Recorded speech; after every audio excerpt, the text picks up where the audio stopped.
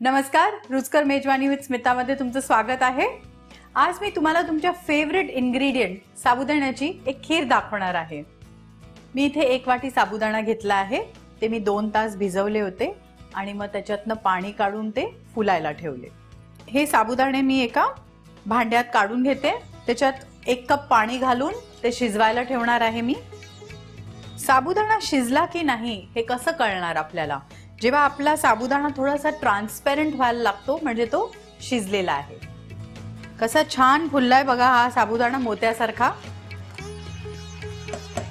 ह्या खिरीचं असं वैशिष्ट्य आहे की आपण ह्याच्यात दूध नाही वापरणार आहोत, आपण ह्याच्यात नारळाचं दूध वापरणार आहोत। कारण बऱ्याच लोकांना लॅक्टोज इंटॉलरन्स ॲलर्जी असते किंवा दूध प्यायल्याने रिॲक्शन्स होतात, तर खास करून ह्यांच्यासाठी मी आज ही खीर दाखवते। तर मी इथे 1 लिटर नारळाचं दूध घेतलेलं आहे।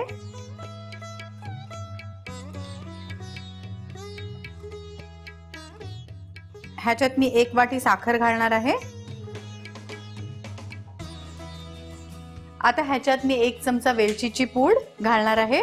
इथे मी बदाम घेतलेले आहेत, 15 बदाम घेतलेले आहेत। ते मी गरम पाण्यात भिजत ठेवले होते, त्याची साल काढून मग ते बारीक मी चिरून घेतलेले आहेत। आता तेही मी घालणार आहे याच्यात। इथे मी केशर भिजत ठेवलेली आहे पाण्यामध्ये आणि हे मी आता ह्याच्यात घालणार आहे। छान रंग येईल आणि तो केसराचा वास जो असतो तोही खूप छान वाटतो।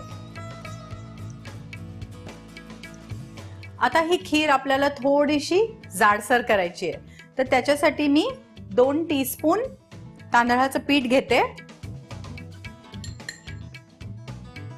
साधा पाण्याने त्याची एक पेस्ट करून घेणार आहे।